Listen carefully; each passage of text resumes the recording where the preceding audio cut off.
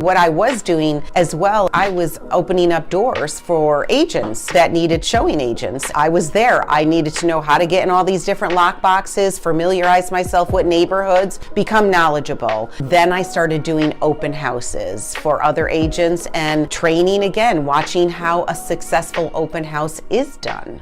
I also focused in on my kids' school. I always volunteered, so now I was contributing to whatever carnivals that they were having, parents' night. I was able to be part of that. So I did get my name out there doing that. I started a pie giveaway in my neighborhood very early on. My first year, I only had maybe 5 pies to give out my first year, but that's okay. That's where I started, and now 7 years later, I give out over 100 pies. I am also a numbers person. I know some agents don't like to look at their numbers because it could be discouraging for them, but when I look at my numbers and I'm not meeting my goals, it just motivates me more. I'm very competitive, but with myself. So when I set those goals, I want to meet them. I will put more work in if I am not where I am in a quarter that I need to be.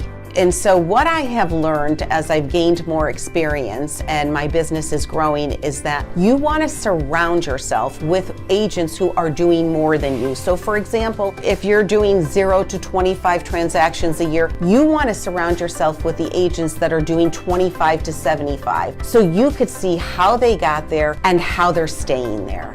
The other thing that was very enticing for me is that you can become an icon agent within eXp and we get stock back. And so I'm thinking of my future, different revenue streams. So if I can get stock given to me by a company, I've won. And so when I transitioned over in 2021, in 2022, I became an icon agent within the first 8 months. And I have a lot of stock right now. And now I'm in my second year at eXp and I'm a few transactions away from becoming 2-time icon agent, so I'm thrilled.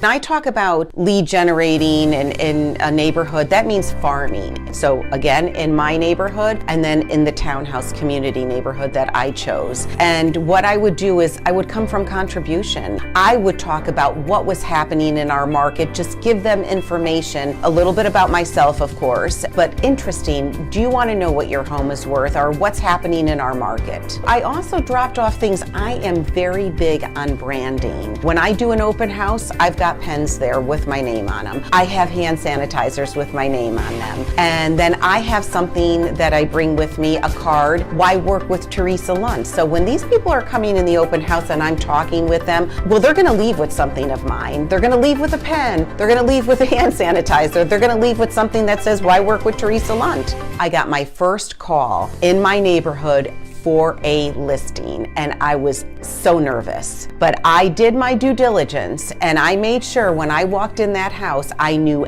everything about it. You have to be educated when you go into a listing. So by saying you have to be educated, just know all about the house, know what's happening in the market. Show them that you're consulting. You're not just there to sell their house, but you're there to guide them. And I did get that listing. So they made it very clear to me that they were interviewing other agents, but I did get it and I was thrilled.